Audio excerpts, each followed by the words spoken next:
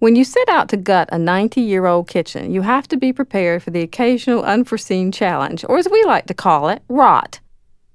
See, the contractor guy explained, as though talking to two small, dim-witted children, water is the enemy of wood. I was afraid he was going to say, "Now say it after me," just like my 8th grade science teacher did. Water, it turns out, hates wood like Trump hates Rosie. The two spend entire decades fighting inside your walls until one day a big, noisy tool exposes them just like a deputy holding a flashlight and shining it into the back seat when you're parked at the junior high ball field.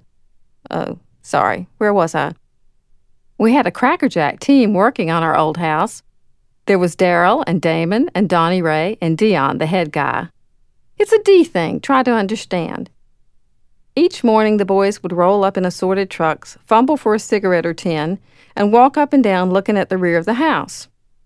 They'd always shake their heads, calling to mind the country expression I grew up with that applied to times when Aunt Elna J. or whomever had the cancer. In the rural South, the cancer surgery is always followed by a report from some kin proclaiming that they opened Elna J. up, but when they took a look at her insides, well, they just sewed her right back up. It's dramatic, always accompanied by a stitching in the air motion, and it never fails to elicit a chorus of "I Swanee," or even a "Hush, sweet Jesus" or two. This is how the D team looked at the kitchen addition and renovation. Even the prospect of a complete demo of the 90-year-old kitchen wasn't enough to cheer them up. It was a gargantuan task ahead of them, not made any easier by the first day's revelation that a very large, dead rat would have to be dealt with when they pried up some boards. Daryl promptly threw up his barbecue sandwich and sundrop, and I realized that this was a sensitive bunch. I came to know the crew and the many sub-crews very well, and they, in turn, got to know me well. I adored these men and wished that I could have fed them biscuits and gravy every day. But since I no longer had any semblance of a kitchen, that was pretty much impossible. After 3 months of male bonding, I'd gotten used to the house crawling with men whose names began with D. Everything was going great.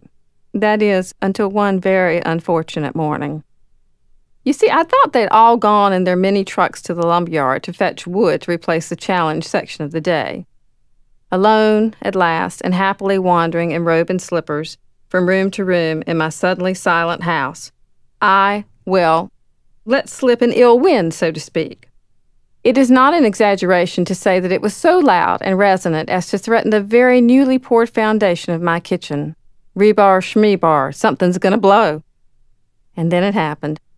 On the other side of a thin piece of plywood that had been nailed up to protect the rest of the house from lung-clogging mountains of dust, I heard an embarrassed shuffling of feet and fake coughing. Oh, precious Lord, take me now. And no, it matters not a whit that kings and queens do it.